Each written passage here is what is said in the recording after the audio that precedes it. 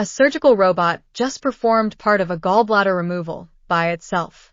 Imagine a robot that doesn't just follow instructions, but understands what it's doing, like a surgical intern learning from a seasoned doctor.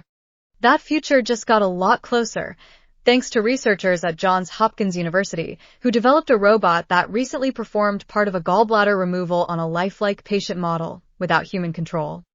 This isn't science fiction. It's one of the biggest leaps yet in autonomous surgery, from watching surgeries to performing them. The robot, called Surgical Robot Transformer Hierarchy (SRT-H), learned how to perform the procedure by watching surgical videos and reading task descriptions. Then, like a new medical resident, it took what it learned and applied it in a real operating room simulation. Not only did it handle the procedure with 100% accuracy, it also took feedback in real time, responding to voice commands like move your arm a bit to the left or grab the gallbladder neck. Just like that, the robot adjusted its movements and remembered those corrections, not just precise, smart too. Unlike earlier surgical robots that had to follow rigid instructions in tightly controlled conditions, SRT-H is flexible. It makes decisions on the fly, adapts to the patient's anatomy, and even corrects its own mistakes, kind of like how a GPS reroutes when you miss a turn. The team behind the robot built it using the same type of machine learning architecture that powers ChatGPT. But instead of chatting, it's learning how to perform surgery. This robot doesn't just do what it's told.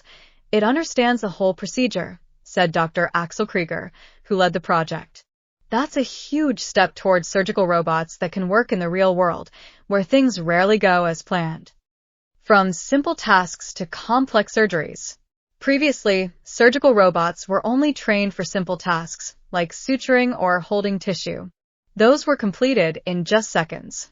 But this gallbladder removal involved 17 complex steps, including identifying blood vessels, placing clips, and cutting tissue with surgical scissors.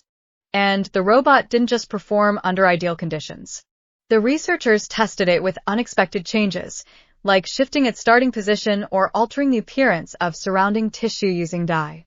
Even then, the robot handled everything smoothly, got a new kind of surgical assistant.